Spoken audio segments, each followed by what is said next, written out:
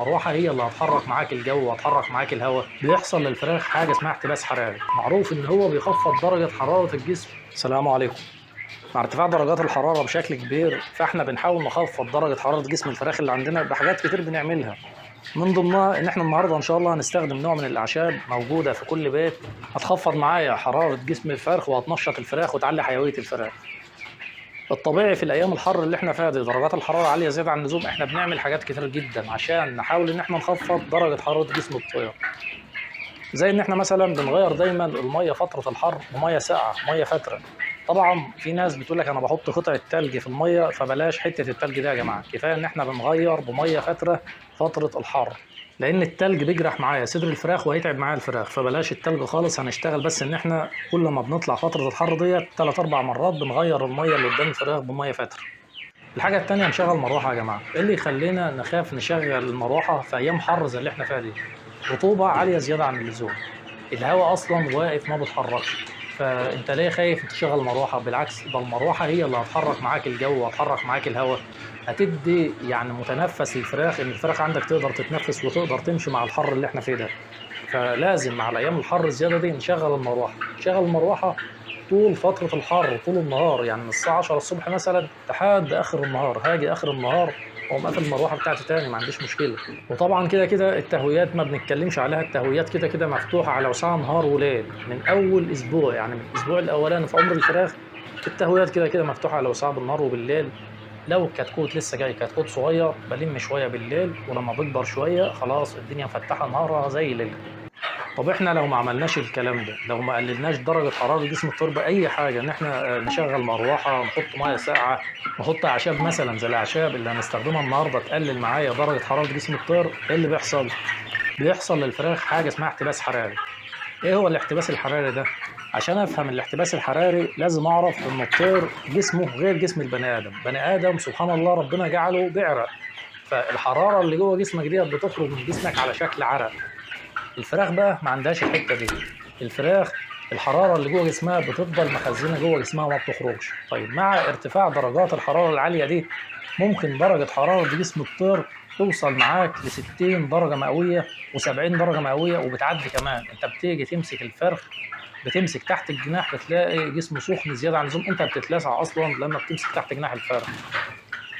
فدرجات الحراره العاليه بتاعه جسم الطرد اللي ما بتخرجش بره بتبتدي ان هي تطبخ معاك الفراخ، الفراخ بتطبخ فعلا. انا مش بقول الكلمه دي ان انا بهول او بزود، لا، هي فعلا الفراخ من جوه جسمها المكنه من جوه بتبوظ، جسم الفراخ من جوه بتطبخ، كل الحاجات اللي جوه دي الكبد والقنصه المصران، الحاجات دي كلها بتلاقيها بتتهرى معاك بسبب حراره الجو الزياده. لذلك بتلاقي في الايام الحر اللي احنا فيها دي تلاقي انواع الاخراجات اللي نازله من الفراخ عندك اسهالات بني، اسهالات عسلي، اسهالات صفرة سايبه، اسهالات مغيره، اسهالات خضراء. الحاجات دي كلها بتيجي بسبب ان المصران نفسه من جوه بيتهرى بسبب حراره الجو الزياده ديت. الحراره بتاثر على جسم الطير، جسم الطير بيسخن بزياده ومفيش متنفس، مفيش حاجه تخرج الحراره بتاعت جسمه دي لبره، هو طبيعه جسمه كده ربنا خلقه كده. طيب انا لازم ان انا اظبط انا العمليه دي بقى. هو جسمه ما بيهداش، جسمه ما بيبردش زيك انت، العرق بيبرد جسمك، فلازم ان انا ابرد جسمه بحاجه خارجيه. ازاي ابرد جسمه؟ بان انا بشغل مروحه، بغير الميه اللي قدامه بميه فتره اول باول فتره الحر ديت عشان اخفض درجه حراره الجسم، بان انا اعمل حاجه زي الحاجه اللي احنا هنعملها النهارده ان شاء الله، الاعشاب اللي احنا هنحطها في الميه النهارده باذن الله، دي الحاجات اللي هتظبط معايا جسم الطير ان شاء الله. طب ايه هي الاعشاب اللي احنا هنحطها للفراخ بتاعتنا عشان تخفض جسمها؟ حاجة بسيطة جدا ومتوفرة في كل بيت ومفيش أسهل من وجودها في أي مكان في البيت وفي عند العطارين وفي السوبر ماركت، وهي الكركديه. هنجيب الكركديه اللي احنا بنشربه العادي بتاعنا خالص ده، بنغلي شوية كركديه على النار وبعد كده بنسيبهم يبردوا أو بنسقعهم أو بندخلهم التلاجة، يا ريت يبقوا ساقعين فترين، تبقى أفضل بكتير طبعا لو عملت كده. بعد ما بتغليها بتسيبها تبرد وبعد كده بتدخلها التلاجة تاخد درجة برودة شوية كمان في التلاجة، وبعد كده بنعصر عليها زي ما انتم شايفين كده، ايه ده، ايه، ليمون اهي، بنعصر ليمون على الكركديه وبنحطها للفراخ الفترة اللي هي قبل فترة الحر، يعني الساعة 7 الساعة 8 في التوقيت ده كده. أول ما بتطلع للفراخ الصبح بنحط الكركديه مع الليمون اللي احنا بنعصره عليه ده، بنحطه الفراخ في الفترة اللي هي قبل فترة الحر. على اساس لما يدخل على الطير فتره الحر يكون الكركديه اشتغل معاه، خفض درجه حراره جسم الطير، نشط معاك الفراخ. معروف ان هو بيخفض درجه حراره الجسم بشكل كبير جدا، ومعروف ان هو بيظبط معاك الدوره الدمويه عند الطير وعند البني ادم، يعني دي حاجه مش جديده. فاحنا هنحط الكركديه قدام الفراخ طول النهار، هيشتغل معانا طبعا، هيظبط معانا الدنيا كلها، وهيفوق معايا الفراخ، وهيخلي الفراخ تستحمل درجه حراره الجو العاليه اللي احنا فيها دي. احنا عندنا في خلطات بنعملها كنا بنقول خليها اخر النهار زي العسل والخميره مثلا، وفي خلطات بنعملها بنخليها الصبح بدري زي الكركديه اللي قلنا عليه ده، على اساس ان هو يقلل معايا درجه حراره جسم الطير ويفوق الفراخ في الحر. تمام. فعندك خلطات بتتعمل الصبح، عندك خلطات بتتعمل بعد العصر. فلازم نمشي بنظام، لازم نقلل كميه الميه اللي بنعمل بيها الخلطه يا جماعه.